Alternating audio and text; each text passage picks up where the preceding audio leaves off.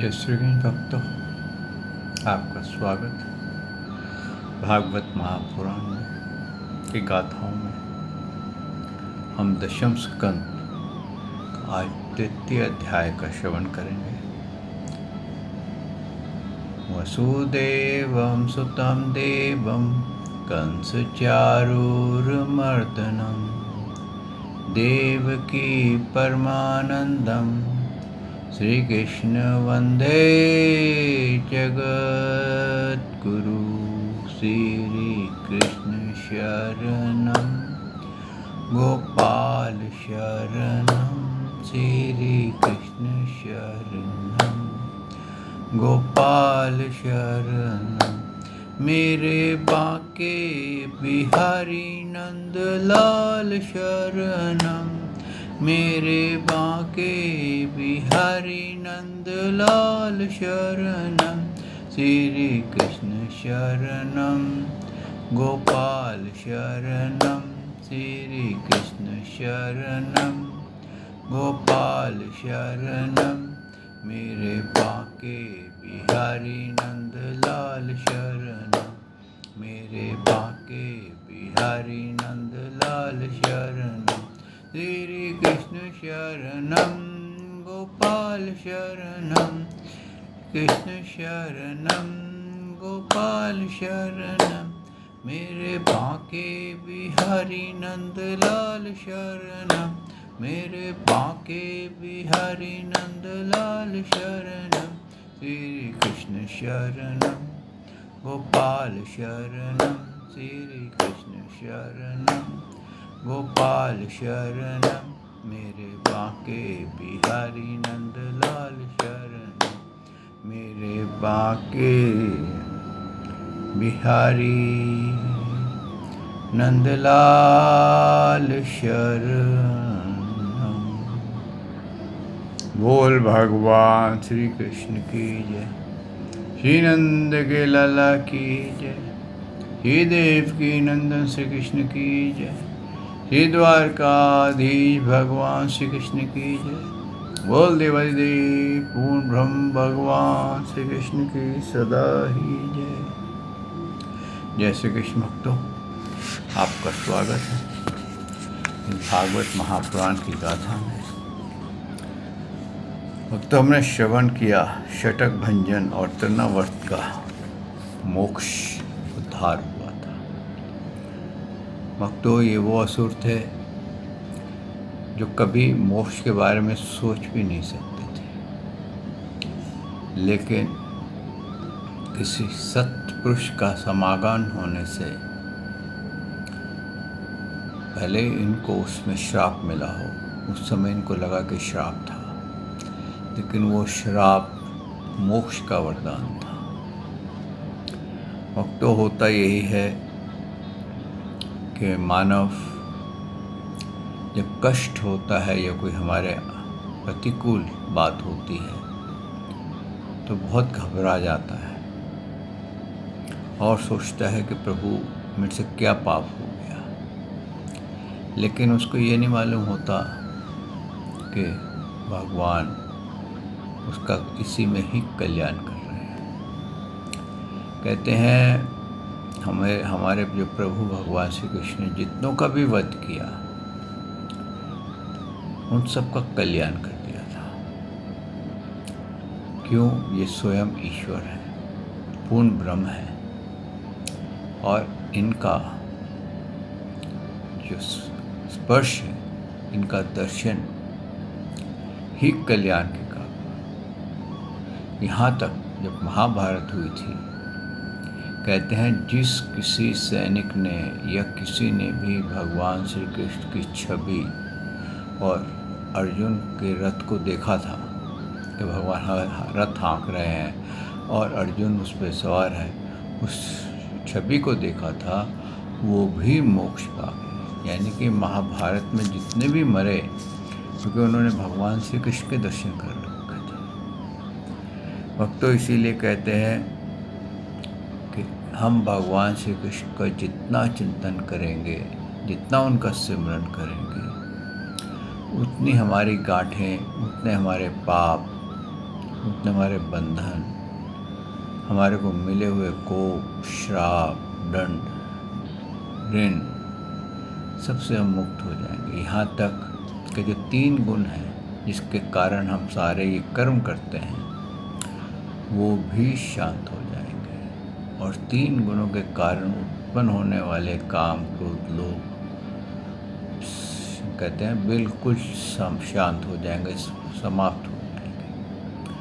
भक्तों, ये काम, क्रोध, लोभ ही है जो हमारे को कर्म कराता है, इंद्रियों को इसमें झोंक रखा है। जैसे भट्टी में आपको मालूम होगा या आपने शायद नहीं देखे होंगे, पुराने ज़माने में रेलवे के इंजन होते थे जो कोयले से चलते थे। उसके अंदर आग जलाई जाती थी और वो भट्टी जलती रहती थी और उसके अंदर कोयला डालते जाते थे और वो उसके कारण वो इंजन चलता था। इसी प्रकार से भक्तों, वासनाओं का, तृष्णाओं का और इच्छाओं का ईंधन हमारा ये शरीर खाता ही जा रहा है और वो कभी शांत नहीं होता।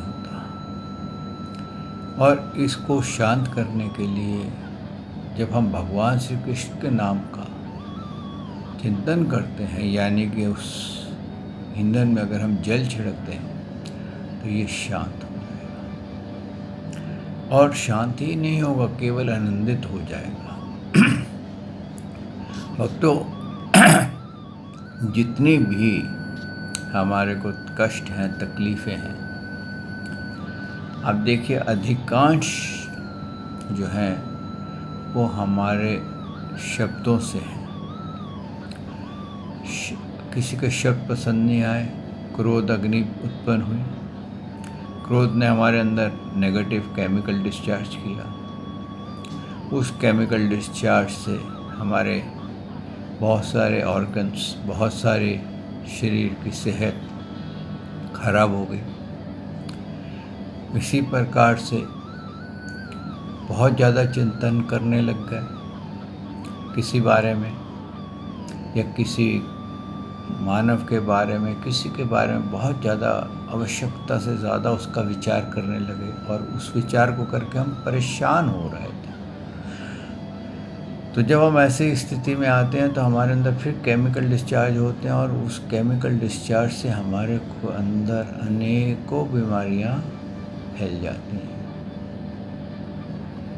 इसके अंदर मधुमेह रोग भी है, हृदय रोग भी है और रक्तचाप रोग भी है, हाई ब्लड प्रेशर भी है। ऐसे ही भक्तों, कई बार यूरिनरी डिजीज़ेस होने लग जाती हैं जब हम बहुत भयभीत हो जाते हैं। कई बार हमारे को टॉयलेट निकलने लग जाता है।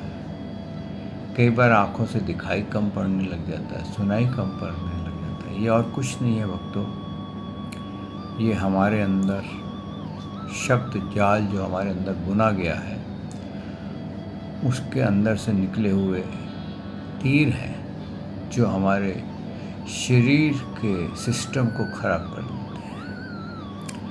तभी वो कहते हैं कि अगर आप आज मोबाइल लेके चलते हो तो मोबाइल में आज कितने फंक्शन हो रहे हैं। आप मोबाइल में फ़ोन करते हो, मोबाइल में वीडियो देखते हो, मोबाइल में गाना सुनते हो, मोबाइल से ही शॉपिंग कर लेते हो और मोबाइल से बहुत सारे अपने बैंक के काम, अनेकों काम आप कर जाते हो। और इस मोबाइल को क्या करना पड़ता है कि आपको चार्ज करना पड़ता है। कई बार तो दिन में कई बार चार्ज करना पड़ता है क्योंकि ये बैटरी खा जाता है। इसी प्रकार से भक्तों, जब हमारा माइंड बहुत सारे विचारों में लगा रहेगा तो उसकी एनर्जी समाप्त हो जाती है। पहले क्या था, जो पुराने मोबाइल होते थे उसमें एक एक फंक्शन होता था कि भाई फ़ोन करना है और फ़ोन आना है, ये एसएमएस भेजना है और एसएमएस आना है। अब वो फ़ोन को क्या होता था, आप एक बार चार्ज करते थे, दिन भर चलता था। लेकिन आज का स्मार्टफ़ोन, कई बार तो मैंने देखा है कि लोग अपने साथ बैटरी चार्जर साथ लेके चलते हैं, कि जेब में डाल के चार्जर चलते हैं कि कब कहाँ मोबाइल का चार्ज ख़त्म हो जाएगा और हम अटक जाएंगे। तो भक्तों वैसे ही सेम चीज़ हमारे शरीर के साथ होती है। जब शब्द जाल बहुत ज़्यादा यूज़ होने लग जाता है, एनर्जी बहुत ज़्यादा यूज़ होती है, तो इसको चार्ज करना पड़ता है। और इसकी चार्जिंग जो चार्जर है वो भगवान श्री कृष्ण के नाम की मेडिटेशन है। श्री कृष्णम गोपाल शरणम। आँखें बंद करके आप कीजिए। पहले कहते थे कि 10 मिनट भी आप आँख बंद कर लेंगे तो आप सारा दिन फ्रेश रहेंगे। फिर कहने लगे आप 1 घंटा, जब इतना आपके ऊपर लोड है तो 1 घंटे का आप चार्ज अपना मेडिटेशन कीजिए। आज ये हालत है कि जैसे मोबाइल को बार बार चार्ज करना पड़ता है, ऐसे दिन में आपको कम से कम नहीं तो 3 से 4 बार भगवान श्री कृष्ण शरणम गोपाल शरणम करके आँख बंद करके भले ही 10 मिनट बैठिए, भले ही 15 मिनट बैठिए, अपने आप को रिचार्ज करते रहिए। इससे क्या होगा, एक तो आपके विचार शुद्ध हो जाएंगे और दूसरा आप बीमारियों से बच जाएंगे और तीसरा क्या होगा, भगवान का सिमरन हो जाएगा। आइए भक्तों, आज हम 8वां अध्याय यानी कि 8वां अध्याय दशम स्कंद का आरंभ करते हैं। सच्चिदानंद रूपाय विशुद्धपते आदि हेतवे ताप्तय विनाशाय श्रीकृष्णाय वयं नमो नमः। श्रीकृष्णाय वयं नमो नमः। श्रीकृष्णाय वयं नमो नमः। श्रीकृष्णाय वयं नमो नमः। बोल भगवान श्री कृष्ण महाराज की जय। जय श्री कृष्ण भक्तों, ये 8वां अध्याय जो है ये नामकरण संस्कार और भगवान की बाल लीलाओं के बारे में। देखिए, कल हमने श्रवण किया था कि जब कर्णाव्रत उनको भगवान श्री कृष्ण को उठा के ले गया और बड़ी हाइट में चला गया, तो भगवान ने अपना वजन इतना बढ़ा लिया कि उसको ऐसे लगा जैसे मैं पहाड़ उठा लाया, और वो उसको सह नहीं सका और उसकी जो उड़ने की शक्ति थी वो समाप्त हो गई और वो गिर गया। उसके बाद माँ यशोदा ने उनको नहलाया धुलाया, उनका पवित्र किया, ये सोच करके असुर के हाथ लगे हैं। लेकिन माँ को ये पता नहीं था कि भगवान के हाथ असुर को लग गए, वो पवित्र हो गया। ऐसे ही भक्तों कई लोग गलत प्रवचन कर जाते हैं कि अगर कोई संप्रदाय से अलग आपको प्रवचन कर रहा हो तो वो दूषित हो जाता है। लेकिन वो ये नहीं जानते कि जो प्रवचन कर रहा है वो उनसे ज़्यादा शुद्ध हो चुका है, संप्रदाय से ज़्यादा शुद्ध हो चुका है। और ये प्रवचन जो है वो अमृत है कि जो गाता है वो पवित्र हो जाता है, जो सुनता है वो पवित्र हो जाता है। तो इस तरह से भक्तों, कब क्या होने वाला है इसका पता नहीं है। तो इस तरह से माँ को पता नहीं था कि ये असुर तर गया है। फिर जब उन्होंने दूध पिलाया और उन्होंने मुख खोल दिया तो माँ को पूरा ब्रह्मांड दिखा दिया। ये पहली बार दिखाया था, फिर आगे फिर आएगा, फिर दिखाया है। तो क्या है, भगवान ने हर पल अपना संदेश देते हैं। इसी प्रकार से कहते हैं भगवान हमारे को हमारे कर्मों का संदेश हमें मिलता है, लेकिन हम समझते नहीं। कब क्या संदेश देते हैं हम समझते नहीं। लेकिन जो इंसान उनका संदेश समझ जाता है वो जीवन मृत्यु के इस महासागर को पार कर देता है। तो भक्तों, ये जो बाल लीलाएँ हैं ये इसलिए गाई गई हैं भगवान की, ताकि हमारे अंदर उनकी जो लीलाएँ की हैं, जो उन्होंने उद्धार किया है, वो श्रवण करके हमारे कर्णपुटों से अमृत अंदर जाए और हमारे हृदय में बैठी हुई अविद्या का विनाश हो जाए।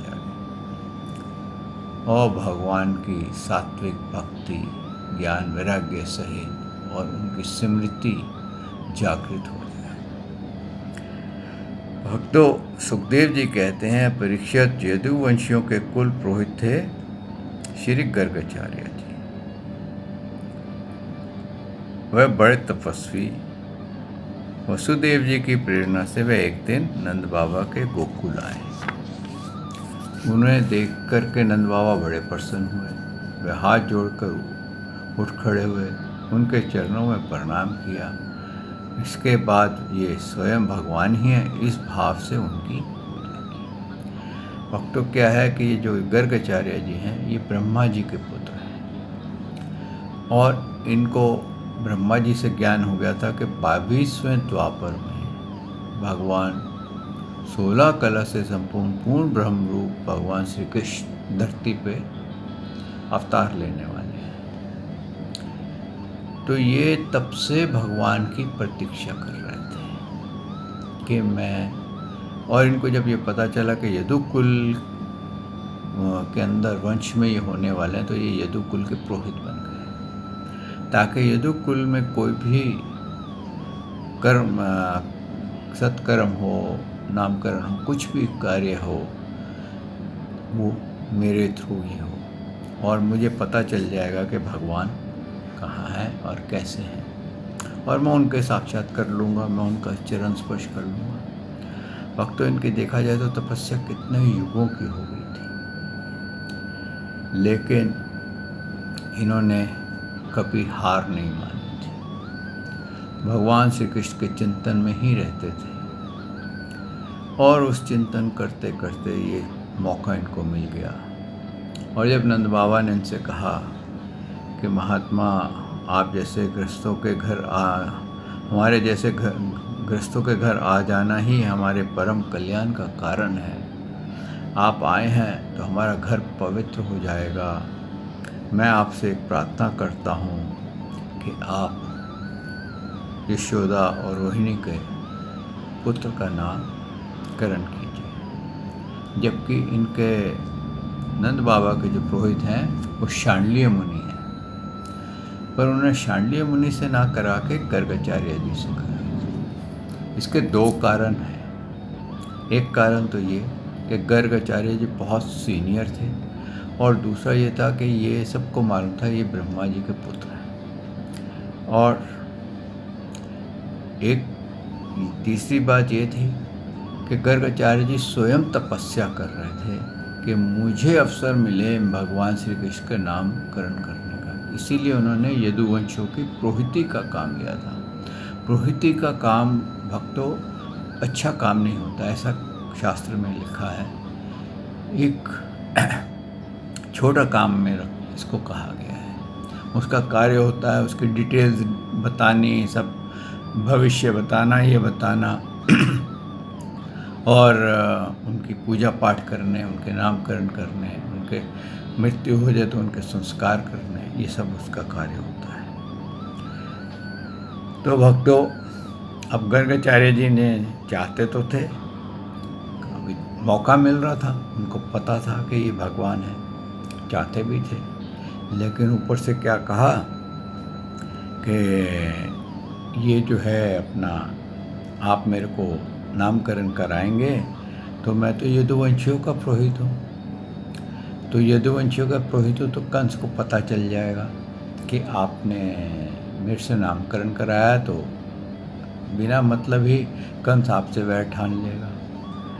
तो नंद बाबा बोले कोई बात नहीं गर्गाचार्य जी, आप घबराइए मत, मैं इसको चोरी छिपे नामकरण कराऊंगा गौशाला में, और अपने किसी सके संबंधी को नहीं बुलाऊंगा, क्योंकि आप जैसा महापुरुष जिसका नामकरण करेगा उसके तो भाग्य खुल जाएंगे। अब यहाँ लीला उल्टी थी, वो ये नहीं जानते थे कि गर्गाचार्य के भाग्य खुल गए भगवान श्री कृष्ण के दर्शन करने के लिए, लेकिन उन्होंने उल्टा हो गया। नंद बाबा को लगा वो मेरे पुत्र के भाग्य खुल जाएंगे, तो वो प्रार्थना की तो गर्गाचार्य जी मान गए कि ठीक है, मैं चुपचाप गौशाला में आऊँगा और इनका नामकरण करके चला जाऊंगा। अब क्या हुआ, गौशाला में पूरा नामकरण के विधि संस्कार के मुताबिक हर वस्तु रख दी गई और गर्गाचार्य जी वहाँ आ गए, गौशाला में बैठ गए तो राह देख रहे थे कि कब भगवान के दर्शन हो। मन में सोच कहे, हे प्रभु कब दर्शन दोगे।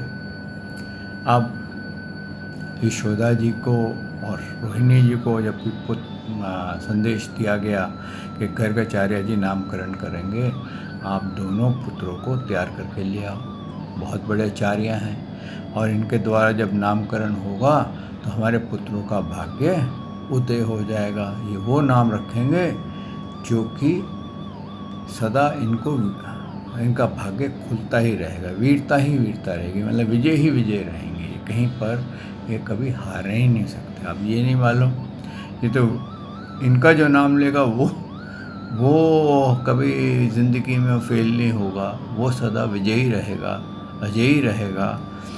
लेकिन उनके मन में ऐसा विचार आया। अब रोहिणी और यशोदा मैया ने क्या किया कि भैया ऐसा बहुत बड़ा आचार्य है, बहुत बड़ा ज्योतिषी है, तो ज़रा इसको चेक कर लें, टेस्ट कर लें कितना बड़ा ज्योतिषी है, कितना बड़ा आचार्य है। तो उन्होंने क्या करा, यशोदा ने कृष्ण को दे दिया रोहिणी जी को और बलराम को खुद उठा लिया और दोनों वहाँ चल पड़ी अपना गौशाला में। वहाँ पहुँचे तो आचार्य जी बैठे हुए थे धुनी जमा करके। आचार्य जी ने जब देखा तो नंद बाबा जी ने कहा ये यशोदा है। बोले पर ये है तो यशोदा, लेकिन इनके गोद में जो पुत्र है वो इनका नहीं है। तो वो अचंभे में पड़ गई कि ये क्या बोल रहा है।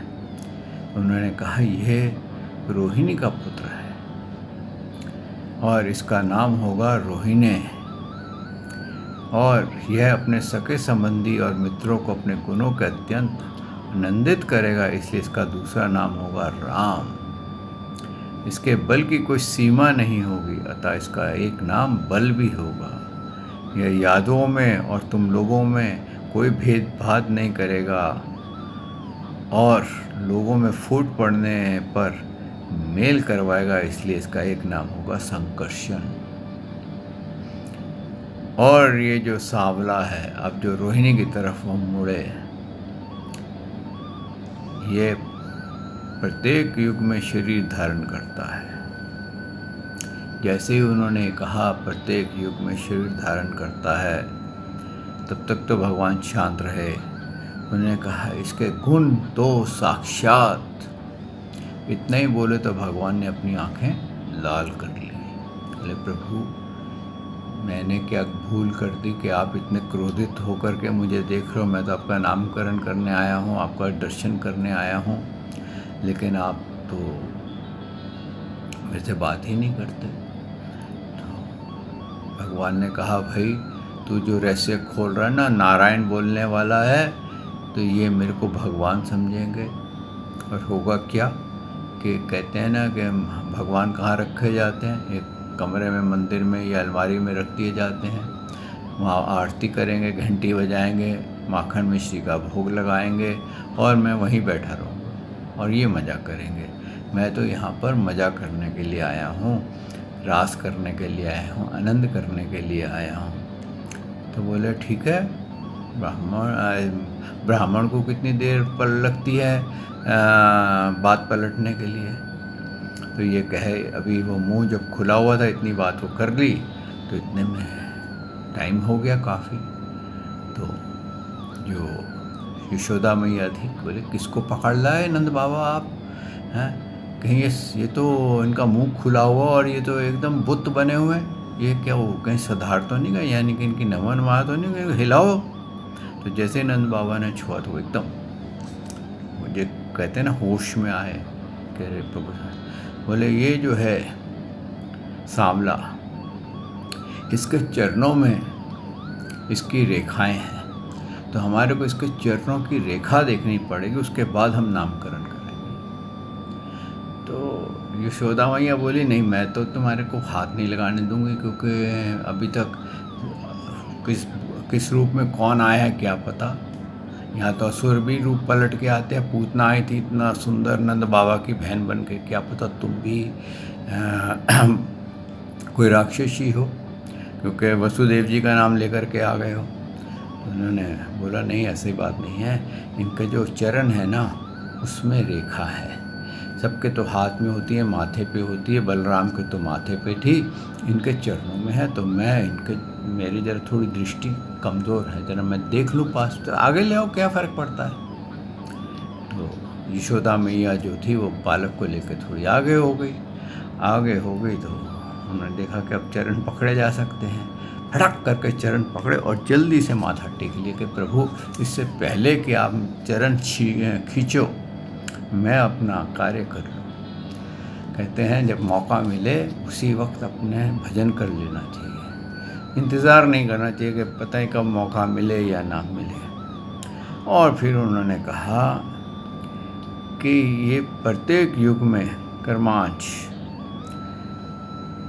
श्वेत, रक्त और पीत, ये 3 विभिन्न रंग का स्वीकार किए थे। आपकी यह कृष्ण वर्ण हुए हैं, इसलिए इनका नाम कृष्ण होगा। और इनके धाम, जैसे ही धाम बोला फिर प्रभु ने आंखें लाल कर ली। बोले प्रभु कुछ नहीं कह रहा है, मैं कह रहा हूँ कि जैसे भगवान श्री कृष्ण का नाम उनके धाम में कृष्ण है, ऐसे यहाँ पर इनका नाम धरती पे कृष्ण है, यानी कि कृष्ण नाम से ये विख्यात हो गए। तो बात भी हो गई और पलट भी दी। तो ये होता है ब्राह्मणों की चतुराई कह लो, उनकी शिक्षा कह लो।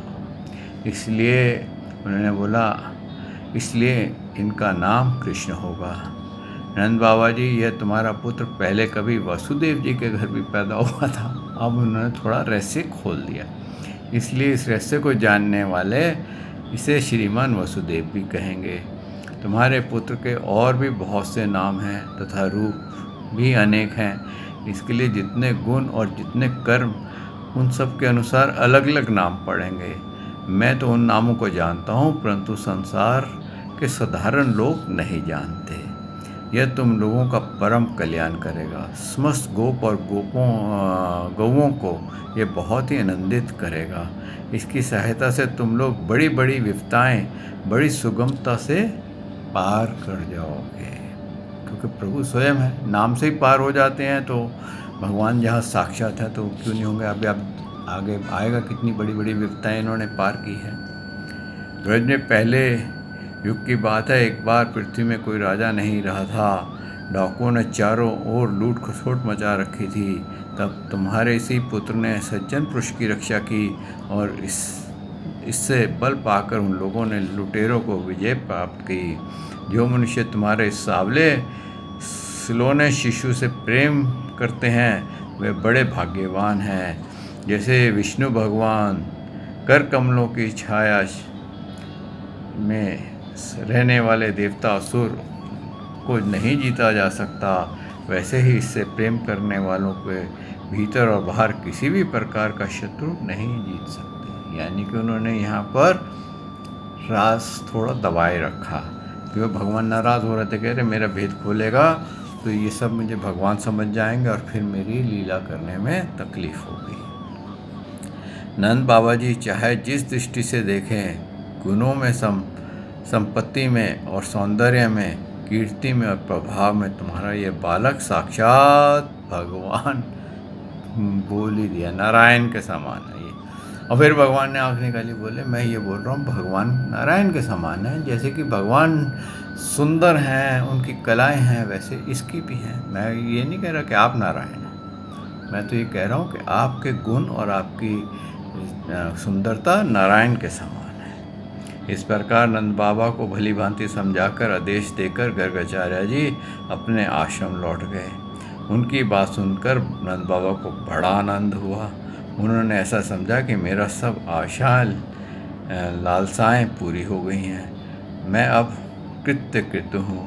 परीक्षा कुछ ही दिनों में राम और श्याम घुटनों और हाथों के बल बकैयाँ चल चल कर गोकुल में खेलने लगे। अब यहाँ से भगवान की बाल लीलाएं आरंभ होती हैं भक्तों। और अब इन बाल लीलाओं को हम प्रभु ने चाहा तो कल से इसका पान करेंगे। आज वाणी को यहीं विश्राम देते हैं। श्री कृष्ण शरणम गोपाल शरणम, श्री कृष्ण शरणम गोपाल शरणम, मेरे बांके बिहारी नंद लाल शरणम, मेरे बांके बिहारी नंद लाल शरणम, श्री कृष्ण शरणम गोपाल शरणम, श्री कृष्ण शरणम गोपाल शरणम, मेरे बांके बिहारी नंद लाल शरणम, मेरे बांके बिहारी नंद लाल शरणम, श्री कृष्ण शरणम गोपाल शरणम, श्री कृष्ण शरणम गोपाल शरणम, मेरे बांके बिहारी नंद लाल शरणम, मेरे बांके बिहारी नंद लाल शरणम, श्री कृष्ण शरणम गोपाल शरणम, श्री कृष्ण शरणम गोपाल शरणम, मेरे बांके बिहारी नंद लाल शरणम, मेरे बांके बिहारी नंदलाल शरणम। बोल भगवान श्री कृष्ण की जय, श्री नंद के लाला की जय, श्री देवकी नंदन श्री कृष्ण की जय, श्री द्वारकाधीश भगवान श्री कृष्ण की जय। बोल देवादिदेव पूर्ण ब्रह्म भगवान श्री कृष्ण की सदा ही जय। जय श्री कृष्ण भक्तों।